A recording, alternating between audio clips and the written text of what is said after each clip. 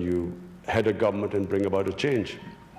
And the reason why I joined politics was because I realized our politics was going in a direction which was leading Pakistan to nowhere.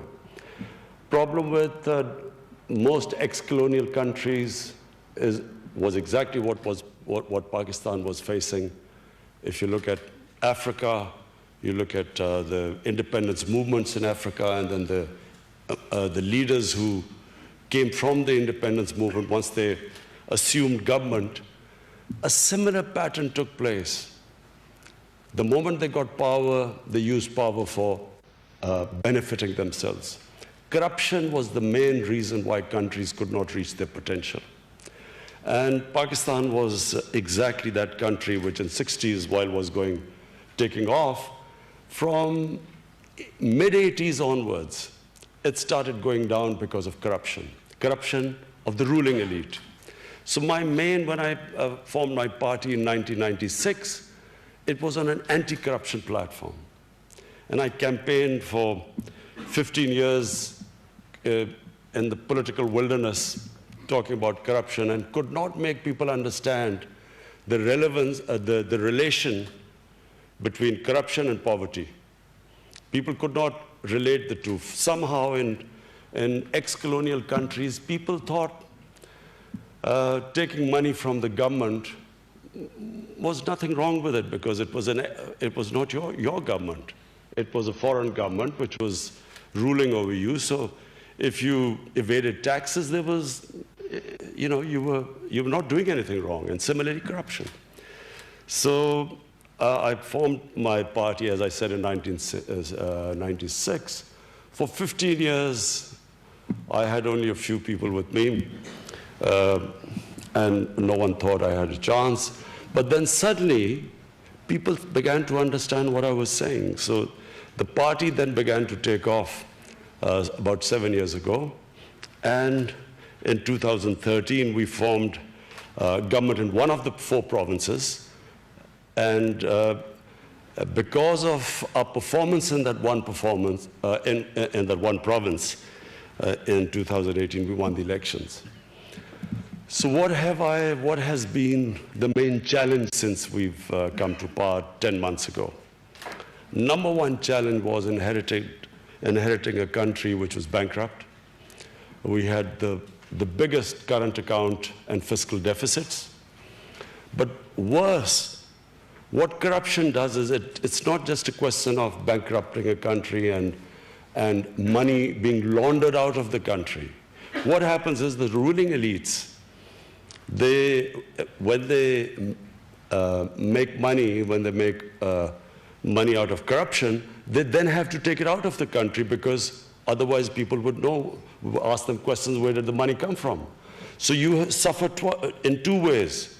Number one, the money which should go to human development ends up going into people's pockets. But secondly, then that money leaves the country. And in my opinion, which I spoke to President Trump yesterday, the biggest problem that the world faces is about $1 trillion leaving developing and poor countries and either going into offshore accounts, or they end up in Western countries. And this is impoverishing, this is causing more deaths than through terrorism, than through drugs. The amount of people dying of hunger and disease, lack of education, not having clean drinking water, is because of the ruling elites and developing world taking that money out and parking it into, as I said, offshore accounts or Western countries. So we faced a similar situation. We had the biggest current account deficit and fiscal deficit. But the other aspect of corruption is that in order for the ruling elites to take money out, they have to destroy the state institutions. Because if the institutions are strong, they would not be able to take the money out. For instance, if your anti-corruption body is strong, if your justice system is working, is robust, if your taxation department, like equivalent to the Indian revenue here or the IRS here. If these institutions are strong, you cannot take money out of the country. But that's the biggest damage these corrupt ruling elites do to developing world. They destroy these institutions. So, you can recover the money, but what you can't, to build institutions takes time. So the biggest challenge we have faced since we've been in power is trying to build the state institutions. And, we have succeeded, we have turned around various institutions, but it is a slow process. The relationship which we've had with our neighbors, the other priority we have tried to instill in Pakistan amongst the people is that we must have good relationship with all our neighbors. Because Pakistan at the moment, most of all, needs stability. We need stability for economic progress. We need peace. And so for peace, we need to have a good relationship with our neighbors. So first was me trying to reach out to India. India is, a country which we've had turbulent relationship with. But unfortunately, because of one issue of Kashmir, whenever we have tried, whenever relationship has started to move in the right direction with India, some incident happens, and that's all related to Kashmir, we go back to square one. And so I reached out to my counterpart in India, the Indian Prime Minister, assured him that, you come one step towards us, we will go 2 steps towards you, because the biggest problem India and Pakistan face is poverty. And the best way we can reduce poverty is if we start trading with each other. The next was Afghanistan. We again have had a difficult relationship with Afghanistan. And so we have reached out. I have invited President Ghani to Pakistan. And, it's a sort of long story, but we are moving towards, fortunately, we're all moving towards the same direction. There's a convergence now in Pakistan, in the US, that there is no military solution in Afghanistan. So we're all working towards the peace process. Similarly with Iran, we've had sort of a decent relationship with Iran without, it's not really a warm relationship, but a decent relationship with them. So we reached out to all our neighbors. And the next is the US. US is a superpower. You have to have good relationship with the US, whether you like it or not.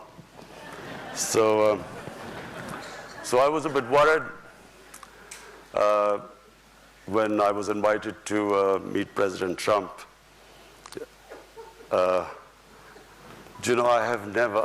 I've been in limelight public life for 40 years.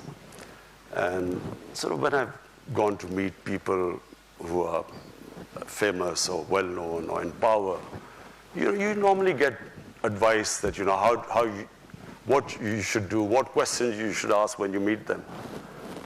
But never in my life have I had so many suggestions before I was going to meet President Trump. Inundated. And I have to say that it was one of the most pleasant surprises, not just for me, for my delegation.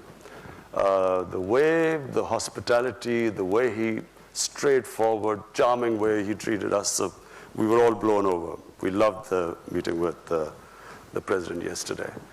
But above all, we decided on how we will now have a close relationship between Pakistan and the US. How we will now ensure that there is no communication gap. The period from 2003 or 4 to 2015 was the worst in the relationship between Pakistan and the US. Pakistanis felt that they were fighting the US war. It was, no Pakistani was involved in 9/11. Taliban were in Afghanistan, Al-Qaeda was in Afghanistan. But Pakistan ended up involved in that war. And we lost 70,000 people. We lost over $100 billion lost to our economy. And yet, there was mistrust. Pakistan felt it was doing its best. It could have stayed out of the war. And yet, Pakistan participated in the war, and Pakistan took a battering. There was a point when people like us thought, are we going to survive? Because there were suicide bombs going on every day. There were no sports team used to visit Pakistan, forget about investors. And so we passed through a terrible period, but at the same time, the US thought we weren't doing enough. We were playing a double game. So that was, in my opinion, the worst. It was the worst phase between the relationship between US and Pakistan. I was one of those, and I came here, I think in 2009, and I tried to explain to people here that there was no military solution in Afghanistan. I met, then Democrats hadn't come into power, the elections hadn't happened just before President Obama won the elections. I tried to explain I had a meeting organized, there's Dr. Ikram here, he organized a meeting with Joe Biden, John Kerry, Harry Reid, towering figures of the Democratic Party. And I sat there and tried to explain to them the history of Afghanistan, of Pakistan's tribal area, and tried to explain to them that there will be no military solution. But I realized they had no idea. People in the US had no idea about the history of Afghanistan and the sort of conflict they had got involved in. And fortunately, this time, everyone knows, people understand. So why do I think that we will now have the very best of relationship with the US? Because we are all on the same page. Previously, Pakistan army was supposedly fighting for the US, this war on terror, but the US did not think we were doing enough. And in Pakistan, we thought we had gone out of our way. This time, the Pakistan state, our security forces, the United States, all of us are on the same page. That peace in Afghanistan can only take place through a political settlement, through dialogue. So we are all now working on getting the Taliban to talk to the Afghan government. They're already talking to the US. And we hope that this will eventually lead to a settlement. Not easy. It's not going to be easy because there's no centralized Taliban command. It's a devolved movement. But we feel that if we all work together, we feel this is the best chance of there to be peace in Afghanistan. Apart from that, domestically, just one final word before I take your questions. I've struggled these 23 years to get into power. Most of these, as I said, in wilderness, political wilderness. I was not fighting political parties. I felt I was fighting a mafia. And the Supreme Court of Pakistan, actually, when there was this famous court case where the Prime Minister was dismissed, actually called the ruling party a Sicilian mafia. And I say a mafia because this is not normal politics. Because the two ruling families had been in power off and on for 30 years. And when you're in power for 30 years, their penetration was right down in the bureaucracy, in the judiciary, in the election commission. They had enormous amounts of money. And so we won because we mobilized the people. We mobilized the youth of Pakistan. We were very fortunate that Pakistan has 60% of Pakistanis are below the age of 30. They became our big support. The young people rallied around us.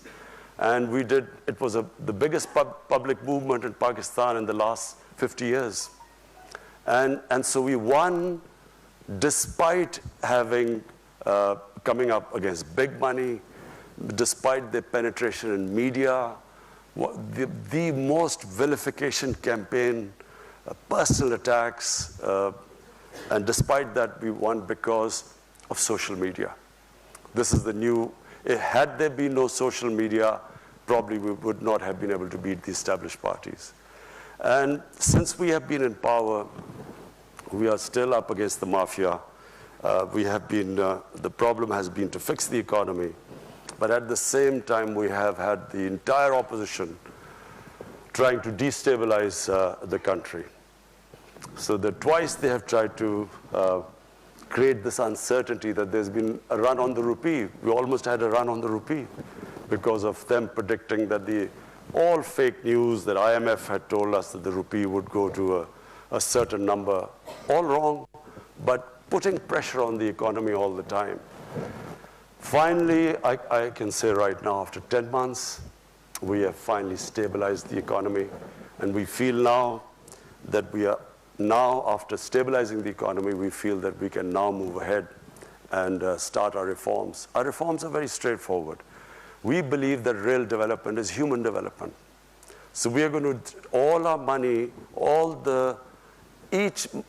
we've decided that all the money which we retrieve from the criminal mafia, we've started a massive accountability campaign. We will then direct it towards human development. We've started one of the biggest poverty alleviation program in Pakistan's history, despite having financial constraints. But we believe that a country cannot rise if there's a small lot of rich people and a mass of poor ones. This is what's happened in Pakistan. The gap between the rich and the poor has grown with each year. And the whole system just caters for a tiny elite. The education system caters for just a tiny elite.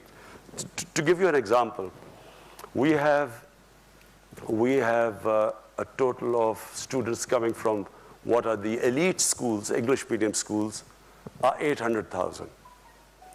The children who go to government schools, they are about 33 million. And then children who go to Dini madrasas is 2.5 million. So we have three-tiered system. So the first thing our government is trying to do is to synthesize the syllabus, bring in science subjects, other subjects into Dini madrasas, which are the religious schools. So bring them into the mainstream. Similarly, in the Urdu medium schools, teach them English so that we equip them for higher education. So we're trying to bring the education system, which is the biggest problem our country faces and the most difficult problem. So that's number one. Secondly is the Pakistan taxation system. We have the lowest tax GDP ratio in the world. We have, out of a population of 210 million people, we have only taxpayer, barely people, 1.5 million people pay taxes. So there's no way you can sustain a country if you do not expand the tax base. So we now are in the process, very difficult process, convincing everyone to come into the tax net. There are a lot of strikes going on right now, but we feel that we will be able to overcome them. Because it's imperative now that the Pakistani people pay taxes. The challenge, of course, has been that this mafia, I call this mafia, in 10 years, just so that you understand what they have done to our country. Because later on, you might ask me, why is this political victimization? What I call accountability, people say political victimization. But I'll just tell you what they've done to our country in 10 years. The total debt of Pakistan in 2008, before these two parties came in, when General Musharraf left, the total debt of Pakistan in 60 years was 6 trillion rupees. In the last 10 years, they've taken it from 6 trillion to 30 trillion rupees. So where has this money gone? I've set up a commission, a debt commission, which is now going to find out where this money disappeared. So which is why we are going through this problem of finding out what happened to our country. How come we got so indebted? So the problem with having such a huge debt is that in the last year, the total tax revenue which we collected half of it went to servicing debts. So you can't have 210 million people just surviving on this already a very low tax base and then half of it going into debt servicing. So for that, we are expanding our tax base. But what we are doing now in Pakistan is the first time in 1960s any government is going to take this step. We are now moving towards encouraging industrialization. In 1960s, Pakistan's industrial production was equal to 4 Asian tigers' industrial production: Indonesia, Malaysia, Philippines, Thailand. The combined industrial production was equal to Pakistan's in 1960s. After that, unfortunately, we deindustrialized. Our exports actually went down because our policies just did not encourage industrialization. So we now have embarked on a program of industrializing our country. We are giving incentives to industry. So we have, the main programs in Pakistan are, number one, poverty alleviation. We have allocated the biggest amount to alleviate poverty. Any money retrieved from these big crooks will go straight into the poverty alleviation program. Secondly, industrialization. We are now encouraging our industry, specifically export industry. We have trade agreements, one with China where we hope that we will be able to free trade agreement with, a preferential trade agreement with China, where we hope to export our stuff to China. China has imports of $2 trillion. So industrialization. And third is agriculture. Pakistan is basically an agricultural country, and we are hoping to get technology transfer from Europe, from China. Hopefully, we've spoke to companies in the United States so that we can improve our yields. Pakistan has the lowest yield, one of the most productive lands, but the lowest yield. So what we hope is that this three-pronged attack, we will be able to raise Pakistan's economy, provide employment to our people, improve productivity. So this is basically where we are headed. Thank you.